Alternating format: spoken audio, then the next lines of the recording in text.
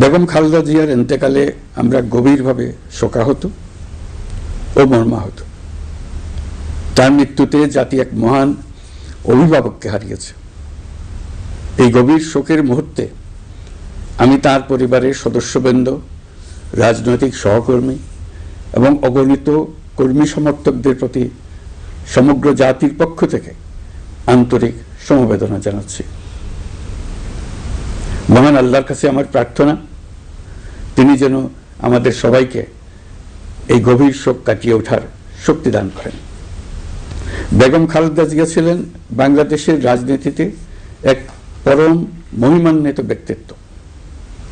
গণতন্ত্র, বহুদলীয় রাজনৈতিক সংস্কৃতি এবং জনগণের অধিকার প্রতিষ্ঠার সংগ্রামে তার অসামান্য ভূমিকা ইতিহাসে অম্লান হয়ে থাকবে। স্বৈরাচার ও ফেসিবাদের বিরুদ্ধে তার আপোষহীন নেতৃত্ব বারবার জাতিকে গণতন্ত্রহীন পরিস্থিতি থেকে উত্তরণের পথ দেখিয়েছে এবং মুক্তির প্রেরণা জুগিয়েছে। দেশ ও জাতির প্রতি তার সমুজ্জ্বল অবদান জাতি চিরকাল শ্রদ্ধার সাথে স্মরণ করবে।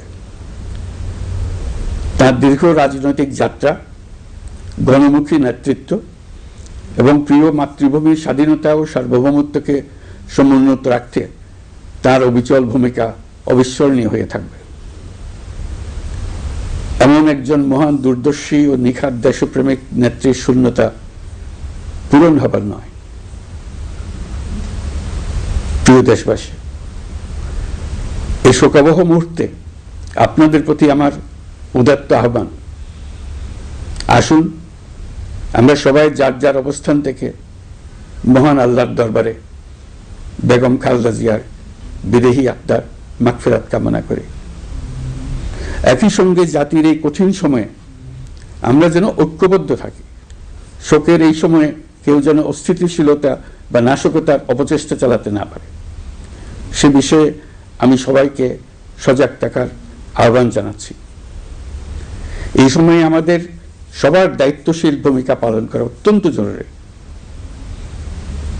প্রিয় দেশবাসী, সাবেক প্রধানমন্ত্রী বেগম খালেদা জিয়ার মৃত্যুতে আমি 3 দিনের রাষ্ট্রীয় শোক এবং আগামীকাল তার নামাজে জানাজার দিনে একদিনের সাধারণ ছুটি ঘোষণা করছি। নামাজে জানাজা সহ সব ধরনের শোক পালনে শৃঙ্খলা বজায় রাখার জন্য আমি সবার প্রতি বিনীত আহ্বান জানাচ্ছি। প্রিয় দেশবাসী, আমি জানি আপনারা সবাই এই সময়ে